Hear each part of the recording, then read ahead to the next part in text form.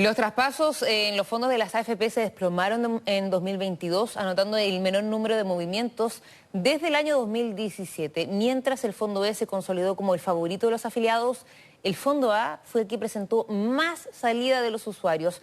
Vamos a conversar sobre este tema con Gonzalo Islas, decano de la Facultad de Ingeniería y Negocios de la UDLA. ¿Cómo está? Muy buenos días. Buenos días, ¿cómo estás? Muy bien, muchas gracias por acompañarnos. Bueno, vamos a ir desglosando este tema, pero primero que todo un panorama general. ¿Cómo ve usted el tema de los fondos de pensiones hoy en relación a los pocos movimientos, a las bajas también? En relación a los movimientos, la verdad es que me parece que es un retorno a la normalidad.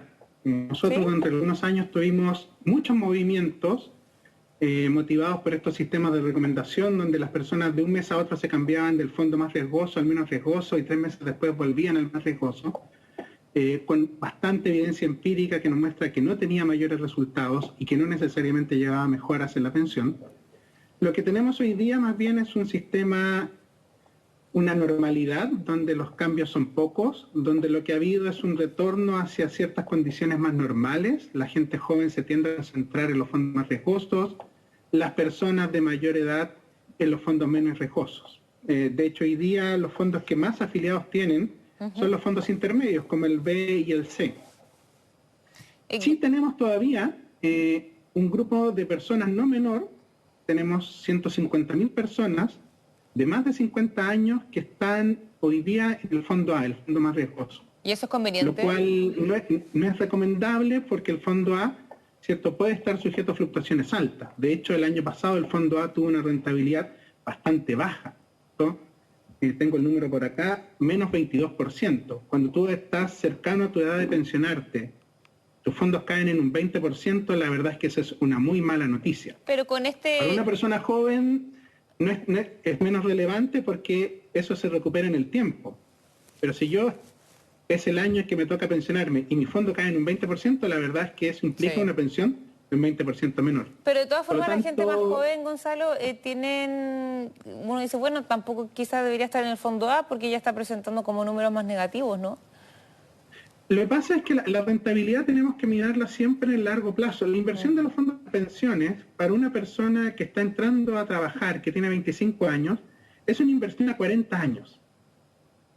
Por lo tanto, lo importante es cuál es el retorno a largo plazo que puede tener ese fondo. Si yo tengo 25 años, estoy entrando a trabajar, lo más probable es que voy a permanecer al menos 15 o 20 años en un fondo como el fondo A. Bueno, lo que pasa en un año particular no es tan relevante y esto también tenemos bastante evidencia que en el largo plazo la rentabilidad del fondo A es mayor. Un principio básico de las finanzas es que el mayor riesgo lleva a mayor retorno. ¿De qué depende la rentabilidad de un fondo? A ver, nuestros fondos de pensiones están invertidos en distintos instrumentos. Una parte importante hoy día está en instrumentos extranjeros. Un 40% de nuestros ahorros hoy día está invertido en el exterior.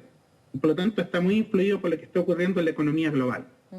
Otra parte está invertida en acciones de empresas chilenas y ahí por lo tanto lo que esté pasando en la economía chilena y los sectores como por ejemplo el forestal es muy importante.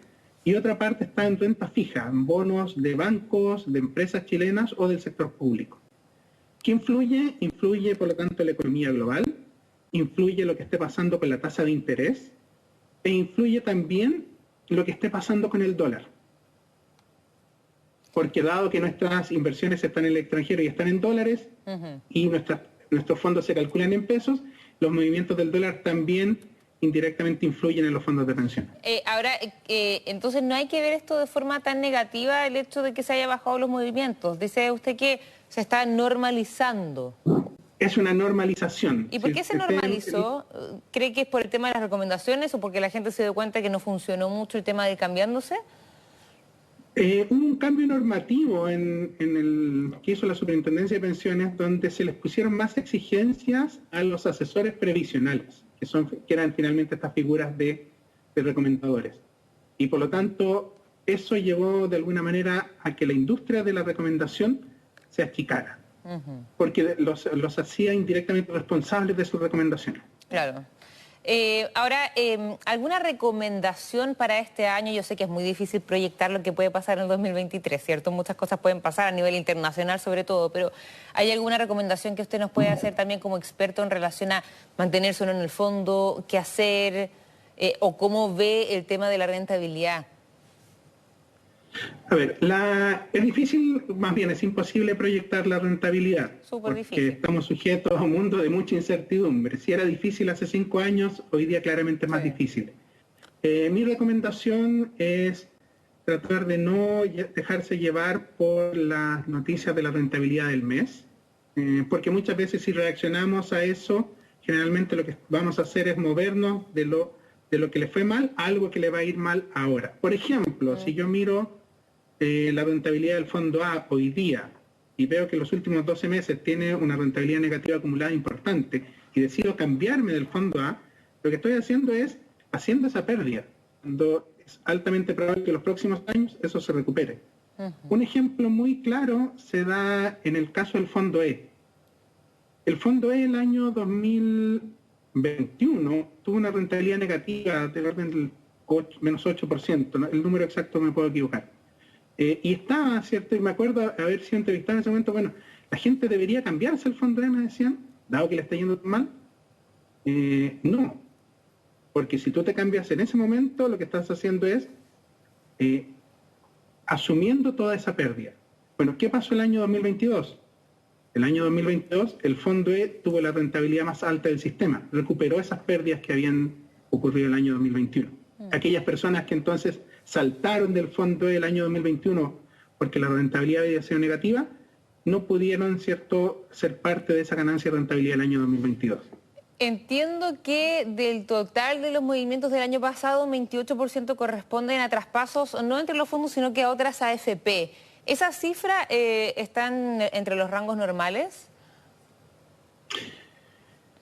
Los números de traspasos de AFP en general desde hace 10 o 15 años están en niveles bastante normales. Hay una parte de traspasos que ocurre cuando se termina el periodo obligatorio. Cuando nosotros empezamos a trabajar, no podemos escoger una AFP, ¿cierto? Claro. Entramos a una AFP que fue licitada. Generalmente cuando termina ese periodo obligatorio se producen cambios. Pero la verdad es que no hay grandes diferencias. No estamos en lo que ocurría quizás hace 20 o 25 años, donde el número de cambios de AFP era gigante y donde había toda una industria que te daban regalos por cambiarte de AFP y cosas así. Eso desapareció por suerte, porque finalmente implicaba muchos costos para el sistema que terminaban pagando todos los afiliados. ¿Usted recomienda que la gente vaya monitoreando las AFP en general y se vayan moviendo o no? Creo que si una persona tiene el tiempo para ir revisando los resultados y es sistemático en el análisis, puede ser conveniente, ¿cierto?, revisar e ir cambiando ese AFP. Pero implica tener cierta disciplina de ir revisando los resultados mes a mes de cada una de las administradoras e ir identificando aquellas que tienen el mejor rendimiento. En general, sin embargo, la verdad es que si miramos entre los distintos fondos, los rendimientos de la AFP son bien parecidos. Ya, perfecto. En otros temas, hablemos del sexto retiro, que se ha puesto nuevamente sobre la mesa. El sexto, que en realidad sería el cuarto, porque el cuarto y el quinto no... Y quizás este tampoco, porque hay varios parlamentarios que dicen, bueno, no creo que esto llegue a puerto en el fondo. Desde su punto de vista, ¿el sexto retiro es una buena medida o no? No es una buena medida, no, bajo ningún sentido. La verdad es que hoy día, si existieron razones que justificaban, me parece, el primer retiro, porque había un problema de pandemia, ¿cierto?, y una gran cantidad de personas que estaban impedidas de trabajar en la práctica, eso hoy día no está ocurriendo. Hoy día tenemos, ¿cierto?, una economía que está a niveles muy similares a la del 2018, 2019, niveles de desempleo que no son altos, sistemas de ayuda bien consolidados, y el retiro, un nuevo retiro, lo único que generaría es, tal como ocurrió con los retiros anteriores, un mayor incentivo de la inflación y menores pensiones, finalmente. Cada retiro implica menores pensiones y cada retiro finalmente se paga vía una mayor inflación. y además se paga vía un gasto público que finalmente tiene que ir en ayuda de personas que van a tener pensiones más bajas. Por lo tanto, lo terminamos pagando todo, ya sea vía inflación o vía impuestos. Y probablemente las personas que más necesitan una ayuda no tienen mucho dinero hoy día en su Tampoco en fondo, la ¿no? práctica, ya cuando fue el tercer retiro, las personas de menores ingresos tenían pocos ahorros disponibles. Por lo tanto, no va en ayuda de los más necesitados. ¿Hubo usted dice, bueno, quizá el primer retiro se justificaba por el tema que estamos viviendo a nivel nacional con la pandemia, etcétera? ¿Justifica entonces el primer retiro y los otros no? A ver, yo en lo personal considero que el primer retiro era una mala política. Ya, Pero todas. entiendo que pero habiendo dicho eso, entiendo que en ese contexto era discutible. Ya. Quizás podría haberse implementado de una manera distinta, por ejemplo, personas que estaban trabajando y que tenían ingresos, la verdad es que no necesitaban retirar, podrían haber pagado impuestos sobre esos retiros. Uy, se nos quedó pegado. Vamos a ver si podemos... Ahí está, Gonzalo, sí. Sí. No, entiendo que en el primer retiro había una discusión que era razonable que existiera. Y creo que ya en el segundo, tercer y ahora en el sexto retiro, la verdad es que no tiene mucha racionalidad estar discutiendo. Hablemos Por de ejemplo, Siga, continúe. el siguiente ejemplo. La inflación en Chile era del orden del 3% previo a los retiros, ¿no? Invita a las personas a calcular cuánto sacaron de retiro y cuánto han gastado más en el último año y medio o 2 años debido a la inflación. Y la verdad es que aquellos que retiraron en la práctica lo han terminado pagando vía mayores precios en todo lo que consumen. ¿Cuánto Por lo incidió tanto, los retiros en la inflación? Los cálculos del Banco Central mostraban el año pasado que los factores internos, es decir, los retiros y en menor medida también el IFE, eran el principal componente del aumento de la inflación. Es más importante los factores internos que los externos. Es cierto que la inflación en todo el mundo aumentó, pero en Chile aumentó proporcionalmente más. ¿Usted ha escuchado las declaraciones de los parlamentarios que están a favor? Me gustaría saber qué opina de eso y de los argumentos que tienen ellos también para impulsar esta iniciativa. Hay un argumento muy simple. Todos tenemos preferencias por el consumo presente. La verdad es que si a mí me ofrecen 1.000 pesos hoy día o la promesa de 2.000 pesos en un año más, prefiero quedarme con los 1.000 pesos. Y es la razón por la cual el sistema de pensiones es obligatorio. Si el sistema de pensiones no fuera obligatorio, la verdad es que muy pocos de nosotros ahorraríamos para una vejez. Por lo tanto, si a las personas les preguntamos, ¿usted prefiere retirar? La verdad es que la mayoría de las personas prefiere retirar, porque la mayoría de las personas preferimos adelantar consumo. Tendemos a priorizar nuestro presente por sobre el futuro, y por eso los sistemas de seguridad social son obligatorios. Por lo tanto, desde un punto de vista político, no cabe duda que los retiros son una medida popular. ¿Y el autopréstamo? El autopréstamo, dependiendo, de nuevo, en lo personal creo que un sistema de pensiones, en la medida que tú le vas sumando elementos que lo alejan de su objetivo, termina generando más problemas que beneficios. Un autopréstamo acotado podría tener algún tipo de sentido, pero la verdad es que un autopréstamo donde en la práctica estamos permitiendo que las personas retiren la mayor parte de sus fondos con pocos incentivos al repago, la verdad es que no, de nuevo, lo que generaría son una mayor inflación y menores pensiones. ¿Y este autopréstamo que hablan del 15%? De nuevo, la pregunta es, ¿cómo tú vas a devolver ese autopréstamo? Claro. Si la condición de devolver el autopréstamo es que a futuro vas a tener que cotizar más para, ¿cierto?, recomponer tus ahorros, lo que estamos generando es un mayor incentivo a la informalidad.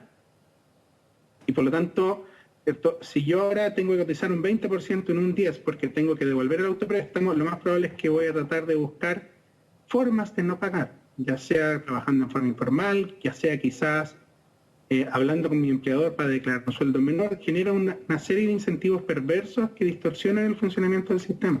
El argumento en el fondo... Creo que si, por ejemplo, queremos apoyar cierto tipo de conductas, hay otros mecanismos, el mismo mecanismo de garantías estatales para créditos hipotecarios, por ejemplo. Ya. Eso le quería preguntar. Está destinado a un objetivo. Creo que este tipo de medidas directas a apoyar el tipo de conductas que deseamos incentivar, porque puede ser una garantía estatal para préstamos o quizás créditos con tasas menores para educación, como ocurre hoy día. Todo eso tiene más sentido que un autopréstamo que al final del día se va a pagar en más inflación y menores pensiones. ¿Cómo cree que debería ir avanzando el sistema de pensiones en general, que también es una discusión con esta reforma que ahora se va a comenzar a discutir? Creo que hay un punto donde universalmente, o más bien, habían 2 puntos donde creo que existe un consenso bastante universal. Primero, la pensión básica garantizada, que ya se implementó, y lo segundo, la necesidad de aumentar la tasa de cotización. ¿Está de acuerdo con eso? Nuestra tasa de cotización en Chile es muy baja. ¿Con ese 6% está de acuerdo? Yo estoy de acuerdo y creo que puede ser el 6, puede ser el 5, podría ser el 7, pero creo que existe consenso en que la tasa de cotización tiene que aumentar. Y creo que eso ya es un punto de partida que permite tener una buena discusión acerca de la reforma. Luego creo que hay otros puntos que quedan por resolver. ¿Quién administra, por ejemplo? O si ese adicional 6% va a un fondo común o va a un fondo individual. Todo eso yo creo que es parte de la discusión que vamos a tener este año. Pero el punto de partida, la necesidad de aumentar la tasa de cotización, el consenso está y yo creo que con eso se puede empezar a construir una reforma del sistema. ¿La reforma como tal que plantea el gobierno le parece que va por buen camino en esta nueva estructura que tendría? A ver, es una reforma, creo que es extremadamente ambiciosa porque incorpora muchos elementos. Y dentro de ese conjunto de elementos hay cosas que me parece que son positivas. Creo que, por ejemplo, el aumento de la cotización, sin duda, está también esta idea del fondo generacional. En vez de que tú vayas escogiendo y moviéndote de un fondo A al E, al C, al B, que entres a un sistema donde la composición de tus inversiones va a ir cambiando como cambia tu edad. Creo que esa es una innovación que es muy conveniente. En el fondo, yo voy a entrar a un sistema y mi cartera de inversiones, o donde van a estar invertidos mis ahorros, va a ir cambiando en el tiempo en la medida que yo envejezco. Creo que eso es positivo. Creo que incorpora también ciertos mecanismos de seguro, como premios a las cotizaciones, que también son positivos. Las cuentas nacionales, en lo personal, que es uno de los elementos de la reforma, me parecen más discutibles. Creo que se puede implementar sistemas similares sin introducir tantos cambios al sistema, y creo que la centralización en un administrador público genera más costos que beneficios. ¿Por qué? Porque hoy día la ventaja de centralizar la recaudación y la administración de las cuentas es que genera economías de escala. Entonces, tenemos muchas, cuando tú administras 2 millones de cuentas, evidentemente es mucho más fácil, el costo unitario más bajo que hacerlo por 10.000. Pero hoy día la verdad es que las actuales AFP son todas de tamaño grande. Por lo tanto, esas economías de escala ya están. Y además hoy día la digitalización permite que el tamaño óptimo de administración sea más pequeño. Hace 20 años, para cotizar, cada empleador tenía que llenar planillas, ¿cierto? Ir con los papeles a una oficina. Todo eso era complejo. Y todo eso se hace mucho más fácil si lo haces para una sola empresa. Hoy día la verdad es que esto está centralizado en Previred y por lo tanto existen software que lo hacen automáticamente. Todo eso hoy día es mucho más sencillo. Por lo tanto, las ganancias que hay son menores de centralizar, y los riesgos, ¿cierto? El riesgo de captura política, que esto finalmente termine siendo ocupado para pagar favores, etcétera, creo que hacen que no necesariamente sea conveniente. Gonzalo, hablemos de las AFP. Pero de nuevo, creo que esa discusión va a ser el gran tema del año. Hablemos de las AFP como tal. ¿Creen que se deberían mantener o deberían cambiar ya a eliminarse en definitiva? A ver, creo que finalmente va a ser el Congreso quien va a decidir eso, pero las funciones que hoy día realizan las AFP, que son, por un lado, recaudar nuestras cotizaciones todos los meses, administrar esos dineros, pagar los beneficios, se tienen que mantener, ya sea con las actuales AFP, ya sea con una institución distinta. Lo que hoy día hacen las AFP se va a seguir haciendo. ¿Quién lo va a hacer? Es lo que va a decidir el Congreso. Pero esas funciones no desaparecen, todo el sistema de pensiones las incluye. Gonzalo, también le quería volver un poquito al tema anterior, cuando mencionaba, por ejemplo, este crédito hipotecario, ¿cierto? Es decir, ayudas un poco más focalizadas, con un fin más claro. ¿Cree que las ayudas económicas que se han entregado hasta el momento son suficientes para enfrentar este año? A ver, la discusión. Suficiente creo que es una palabra compleja porque evidentemente siempre desearíamos poder entregar más. Y siempre vamos a encontrar casos de personas que quizás las ayudas que están recibiendo en relación a sus necesidades quizás no son del todo suficientes. Pero sí creo que es destacable el hecho de que los planes de ayuda que se han implementado buscan focalizar y llegar directamente a aquellas personas que más los requieren. Y eso habla bien del uso de los gastos públicos, porque finalmente lo que tenemos es que tenemos recursos que son limitados, ¿no? Y que por lo tanto esos recursos tienen que usarse de la mejor forma posible. Y creo que, al menos en el diseño, los distintos paquetes de ayuda buscan precisamente llegar a aquellas personas que más lo necesitan. Y en ese sentido, me parece que el diseño está bien. La focalización a veces se considera una palabra negativa. Yo en lo personal creo que es importante que las ayudas que entrega el gobierno sean focalizadas y sean pensadas para llegar a aquellos que efectivamente más lo necesitan. Perfecto, Gonzalo Islas, decano de la Facultad de Ingeniería y Negocios de la UDLA. Muchísimas gracias por su tiempo y explicación. Muchas gracias, que tengan buen día. Igualmente, que esté bien. Chao, chao. 9 de la mañana con